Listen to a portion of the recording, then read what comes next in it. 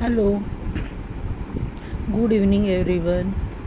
आज परत एकदा थोडंसं तुमच्याशी बोलावंसं वाटत आहे.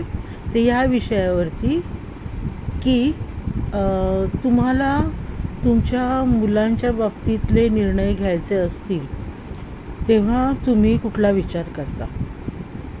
सर्वसाधारणपणे मी माझ्या बाबतीत तुम्हाला सांगते की जेव्हा मला बल्लीला मिलिटरी स्कूलमध्ये पाठवण्याचं ठरलं किंवा मी विचार केला किंवा जेव्हा मी तो निर्णय घेतला त्यावेळेस आपल्याला ना सगळ्या गोष्टींचं प्रेशर येतं. जेव्हा आपण ठरवतो की आपल्या मुलांना असं काहीतरी वेगळ्या ठिकाणी स्कूलिंग सोडून पाठवायचं असं तेव्हा ऑफकोर्स आम्ही दोघंसुद्धा वर्किंगमध्ये होतो, मी आणि माझे मिस्टर. त्यामुळे त्याच्याकडे असंही आम्हाला कमीच लक्ष द्यायला मिळायचं.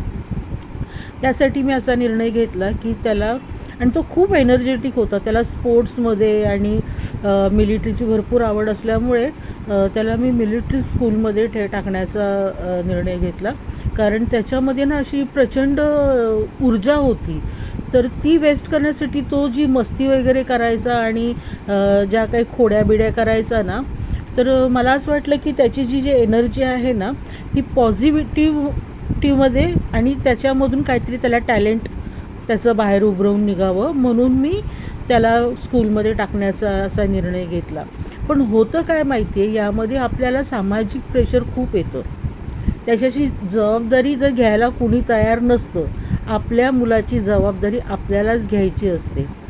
जेव्हा हा निर्णय घेण्यात आला त्याच्यानंतर मला भरपूर बर्डन आलं, जी माझी आजूबाजूची मंडळी आहेत, फॅमिली फ्रेंड्स, यांच्याकडनं, की एकुलता एक मुलगा असताना तू त्याला इतक्या लांब मिलिटरी स्कूलमध्ये पाठवण्याचा कसा काय निर्णय घेऊ शकते, एक मुलंही तुम्ही सांभाळू शकत नाही का, असे मला प्रश्न विचारण्यात आले. पण मी माझ्या निर्णयावरती ठाम होते. आणि तुम्हाला खरं सांगते की इतरांची बोलणी किंवा टोमणे किंवा हे सगळं ऐकण्यापेक्षाही सगळ्यात जास्त अवघड हे त्याच्या आईसाठीच असतं, त्याच्या पॅरेंट्ससाठी असतं. जेव्हा हा निर्णय घेण्यात आला, जेव्हा त्याचं ॲडमिशन झालं आणि बल्ली हॉस्टेलला गेला, त्यानंतर सगळ्यात जास्त त्याची काळजी वाटणं आणि त्याची आठवण येणं हे आई आणि वडिलांनाच असतं. तो 3-4 वर्षाचा काळ कसा गेला तो फक्त मला आणि मलाच माहीत आहे. त्यामुळे मला एक घाणेरडी सवय लागली, मोबाईल छातीवर घेऊन झोपणं. नंतर शिक्षण झाल्यानंतर तो असा पण आता ॲब्रॉडला गेलेला आहे, त्याचा कधी फोन येतो, तर त्याचा फोन मिस होऊ नये. बघा, तो 7वी-8वीला हॉस्टेलला गेल्यापासून त्याचा फोन कधीही यायचा, दिवसी रात्री. त्याला जेव्हा कधी कुणाचा मोबाईल मिळायचा त्यावरनं मिस कॉल यायचा आणि मी त्याला फोन करायचा. आणि आता त्याचा फोन मिस होऊ नये म्हणून मला मोबाईल छातीवर घेऊन झोपायची सवय आहे, ती आजही आहे. मी छातीवर तो मोबाईल घेऊन झोपते.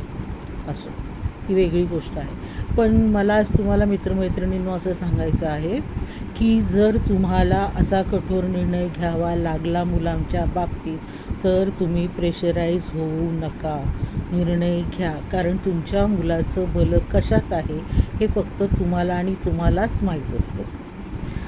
लोक काय म्हणतील, नातेवाईक काय म्हणतील, यापेक्षा माझ्या मुलाचं भलं कशामध्ये आहे ह्या गोष्टीचा विचार आपण जास्त केला पाहिजे. आणि तुम्ही असा विचार करा.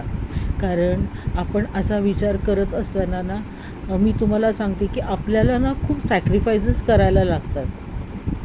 त्यांना तिथे चॉकलेट, कोल्ड्रिंक्स, चिप्स काहीच मिळणार नाही आहेत. किती मोठा सॅक्रिफाईस त्याच्याकडनं पण झाला इतकी वर्ष, पण नंतर त्या सवयी पण त्याच्या चांगल्या लागल्या त्याला. तर मला तुम्हाला हेच सांगायचं आहे मित्रमैत्रिणींनो, की तुम्ही हे एक एक्झाम्पल झालं, पण दुसरे कोणतेही इतर निर्णय जर तुम्हाला घ्यायचे असतील तर तुम्ही स्वतःच्या मनाला विचारा. ऑफकोर्स ती प्लेस पण चांगली असायला हवी याची तुम्ही खात्री करून घ्या. बऱ्याच वेळा पॅरेंट्स आपल्या मुलांना गावाकडे किंवा शिक्षणासाठी आपल्या नातेवाईकांकडे पाठवतात, तर त्या ठिकाणी त्यांना कुठल्याही प्रकारचा त्रास होणार नाही, सगळ्या गोष्टी त्यांना व्यवस्थित मिळतील याची तुम्ही काळजी घ्यायला हवी. ओके, आज मला तुमच्याबरोबर हे शेअर करायचं होतं. आणि ओके. Good night.